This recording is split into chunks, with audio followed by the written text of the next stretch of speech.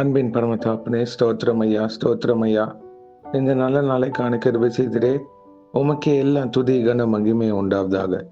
கர்த்தாதி கர்த்தாவே, உமக்கே எல்லாம் துதி கன மகிமை உண்டாவதாக. ராஜாதி ராஜாவே, இயேசு ராஜாவே, உமக்கே எல்லாம் துதி கன மகிமை உண்டாவதாக. ஆமாப்பா, அந்த வசனத்தை வைத்து நாங்கள் ஜெபிக்கிறப்போ எங்கள் ஒவ்வொருத்தரையும் ஆளுகை செய்யுமா தாழ்த்தி கேட்கிறோம். Hebrews 12th chapter 12th verse. Therefore, strengthen your feeble arms and weak knees. எபிரேயர் 12ஆம் அதிகாரம் 12ஆம் வசனம். ஆகையினால் நெகிழ்ந்த கைகளையும் தளர்ந்த முழங்கால்களையும் நீங்கள் திரும்ப நிமிர்த்தி. ஆமென். Thank you Jesus. இந்த வசனத்தை கொடுத்ததுக்காக ஸ்தோத்திரம் இயேசுவே.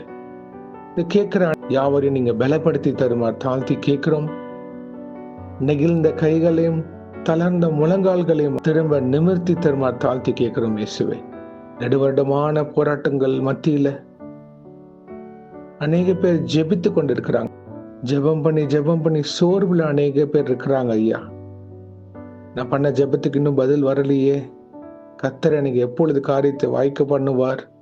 எங்களோட சுய புத்தியின் மேல் நாங்க சாராமல் உண்மையே சார்ந்து நிக்க கிருபை செய்யுங்க இயேசுவே. இந்த காத்திருப்பு நாட்கள் ரொம்ப கடினமானதுதான். இயேசுவே, உம்மை சார்ந்து இருக்கிறப்போ கிறிஸ்துவின் வார்த்தை, உம்முடைய வாக்கு தத்தங்கள் நிறைவேறும் வரைக்கும் இயேசுவின் நாமத்தினால் காத்திருக்க கிருபை செய்யுங்க. Waiting upon the Lord and Savior Jesus Christ alone, and not on the situation. சூழ்நிலைகள் பார்க்காதபடி நாங்க உண்மையை நோக்கி பார்க்க கிருபை செய்யுங்க. ஏன்னா தகப்பனே, இந்த காத்திருப்பு நாட்கள்ல எங்களை நீங்க உருவாக்குவீங்க. அநேக காரியங்கள் எங்களுக்கு கத்துக் கொடுப்பீங்க. அநேக காரியங்கள் you will discipline us, oh Lord. எங்களை நீங்க கண்டித்து நிறைய காரியங்கள் உணர்த்துவீங்க. இது எல்லாத்துக்கும் நாங்க கீழ்ப்படிந்து ஒவ்வொரு காரியத்தையும் இயேசுவை சார்ந்து நிக்க கிருபை செய்யுங்க. ஆமென். Thank you Jesus. என்னை பலப்படுத்துகிற கிறிஸ்துவனாலே நீங்க எங்களை பலப்படுத்தினாதான் தகப்பனே நாங்க எதுவாக இருந்தாலும் செய்ய முடியும். சுய பலம் வேணா தகப்பனே. உம்முடைய ஆவியினால் எல்லாம் ஆகும் என்று சேனைகளின் கர்த்தர் சொல்லுகிறார். பரிசுத்த ஆவியின் வல்லமையை தரித்தவர்களாக நிக்க கிருபை செய்யுங்க.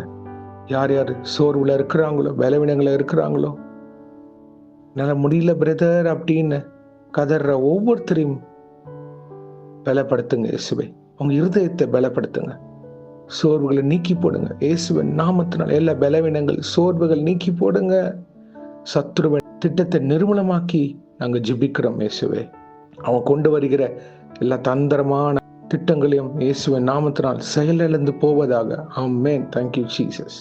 உம்மை நோக்கி பார்த்து இருக்க கிருபை செய்யுங்க இயேசுவே. அவங்களோட கைகளையும் முழங்கால்களையும் திரும்ப நீங்க நிமிர்த்தி தருமாறு தாழ்த்தி கேட்கிறோம். Let them start praying again and be rooted in the word of God. Thank you Jesus. அவங்க நிலைநிற்க கிருபை செய்யுங்க. உலக கவலைகள் எல்லாம் நீக்கி போடுங்க அப்பா. எங்க சிந்தனை கிறிஸ்துவின் சிந்தனையாக இருக்க கிருபை செய்யுங்க. மேலானவைகளை நாட கிருபை செய்யுங்க. பரலோக ராஜ்யத்தை குறித்திருக்க கிருபை செய்யுங்க. உண்மை பிரதிபலிக்கிற பாத்திரவன்களாக எங்களை உருவாக்குங்க. உங்க தெய்வீக கிருபை, தெய்வீக பிரசன்னம் எங்களை ஒவ்வொரு நாளும் மூழ்கி ஆளுகை செய்ய தாழ்த்தி கேட்கிறோம். எல்லா சோர்வுகளையும் நீக்கி மன கவலைகள், போராட்டங்கள் பலப்படுத்துங்கப்பா. சூழ்நிலைகள் நேர்மடாக இருந்தாலும் அவங்க உண்மை நோக்கி பார்க்க கிருபை செய்யுங்க. இன்றைக்கு யார் என்னென்ன காரியங்களாக போகிறார்களோ அவங்கள பாதுகாத்து பொறுப்பெடுத்து வழிநடத்துங்க. உங்க கரம் முன்னும் பின்னுமாக இருப்பதாக தேவ தூதர்களால் பாதுகாத்து வழிநடத்துங்க. இயேசுவின் நாமத்தினால் எங்கள் தலைகளை தாழ்த்தி ஜெபிக்கிறோம் பிதாவே. ஆமென், ஆமென், ஆமென். God bless you my brothers and sisters. கர்த்தர் உங்களை ஆசீர்வதிப்பாராக. ஆமென்.